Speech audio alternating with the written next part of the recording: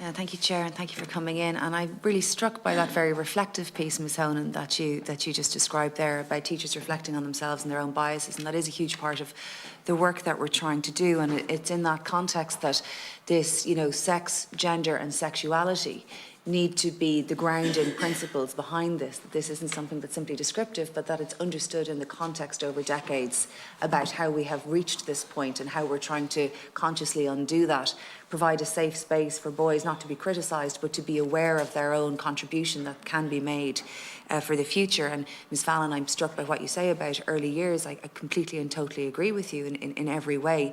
And that's one of the reasons that I find it challenging that the primary cycle curriculum hasn't, to my understanding, begun until September 2022. And I really find that challenging, and I don't understand how those things sit together. Thank you, Deputy. So just to give a bit of context and a bit of background to those developments at primary. Part of the developments at primary is that we're redeveloping the entire primary school curriculum. It's 22 years old. It's in need of a revamp and update right across the curriculum. So back in 2019, when we published the review of Relationships and Sexuality Education report, those recommendations were actually really timely at that point in time because we could incorporate them directly into our proposals to update the entire primary school curriculum. So in February 2020, we published a draft primary curriculum framework, a bit like the framework for junior cycle, that set out the direction for developments at primary and included the recommendations from the review of RSE. What happened then? So what happened then was in March we had the consultation on that draft framework was supposed to be between 5 and 6 months, but in March 2020 COVID hit our shores. And I heard you say that. Yeah. And excuse me cutting across you, it's just the time is so tight, but I did hear you make that point earlier. It is the first time that I've heard COVID as a response to this question, because everything was impacted by COVID. Schools did continue to function, albeit under pressure. The Oireachtas continued to function, policy development in a whole range of government departments, commercial state-sponsored bodies, a whole range of different entities continued to function and produce content. And there's contemporaneous work being done on the other cycles. Absolutely, as did our council continue to function during those months and years. But however, one of the key processes in our work is ensuring that there's consensus building across the system in relation to curriculum change. And key to that is sustained and continued engagement with school communities, with parents, with children, school leaders and teachers. During that time, in emergency circumstances, when schools were closed and children were learning at home and teachers were teaching from home and parents were dealing with all of that in the home environment, there's absolutely no possibility for consultation and engagement with those constituents at that particular time. So what we did was we took a two-phase approach, and in March 2020, March just gone by, we closed that consultation on the draft framework. And what we're doing now is we're reporting on what we heard, and we are finalising that final framework at the end of this year, and it'll be issued to the Minister in early 2025.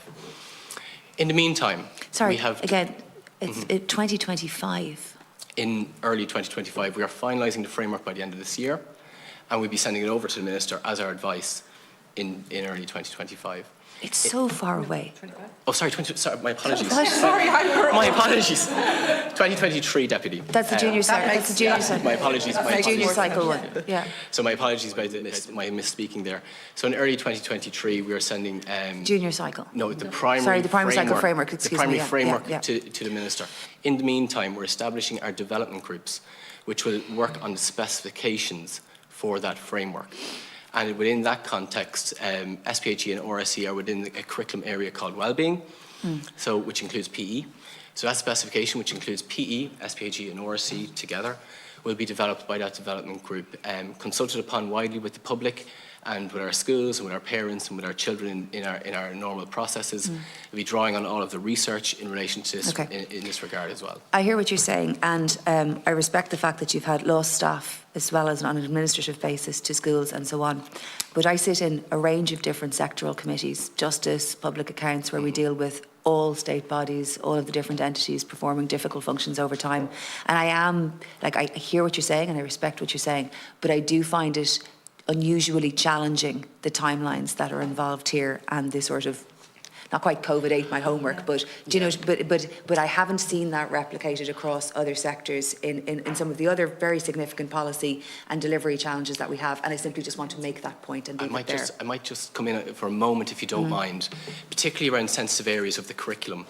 What's really key here is community engagement. If you don't have community engagement on the ground, I know that, Mr. Sullivan. But at the beginning of Let the witnesses finish the point. Sorry. It can really impact on uptake in schools, and indeed mass opting out of teaching across our schools, which is a scenario that nobody wants to see.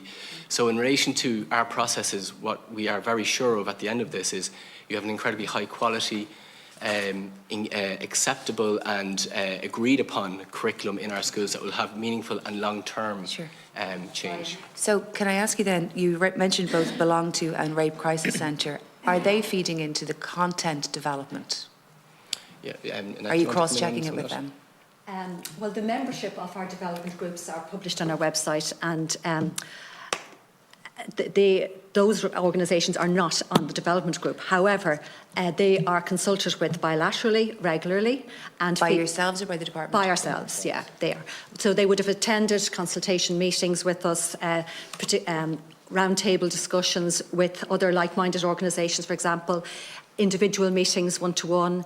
I would be in regular contact, to be honest, with all of those organisations, giving them updates on what we're doing, sharing with them developments, also encouraging them to be aware of the direction of travel we're moving in so that they can prepare their education response in sync with the updated curriculum. So there's a lot of communication. Have they made suggestions?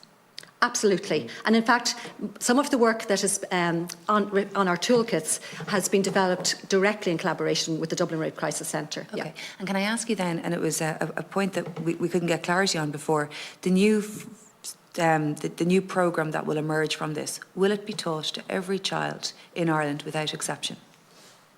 Yes, in terms of early childhood and primary, absolutely. The curriculum is there taught for all children, and into post-primary is the same situation. However, it doesn't negate a parent's right under the Constitution to opt their child out if it's contrary to their conscience. But is it available in schools, irrespective of school form, yes, irrespective of teacher preference, irrespective of anything? It's for every single child in every single school? Absolutely. Thank you. That was really simple to clarify. Thank you very much. That's really clear. I don't know why we had a difficulty before. Okay. Thank you. I think that's an important point. There is one curriculum. I keep asking. There's one state curriculum. It's the same for all children in all schools in Ireland. Thank you very much. And it's inclusive. Can I ask a clarifying I think Mr. Slattery wants to come in. So, Sarah, maybe I'll come back to you then. It was just to come back on the engagement with stakeholders like the Dublin Rape Crisis Centre. I mean, as soon as we open the consultation, we'll also be contacting those agencies or bodies again to make them aware that this is, to make them aware that it's available. We'll have meetings with them, or whatever format they choose. They may choose to make a written submission. If they choose to make a written submission, the written submission will be published on our website. So everybody will be able to see what we were told, what our response was to it, and then the curriculum itself it'll be very clear where the changes were. Yeah. Thank you. That was really clear. Thank you. Thank you. We appreciate that. And just for the record, I think it's important, although we identified and named some particular agencies here, there are lots of others, and I wouldn't want anybody listening to this to feel that we've gone in a particular direction of travel. We've spoken with experts in the areas of substance abuse, youth mental health, sexuality, youth organisations across the board. Thank you for that.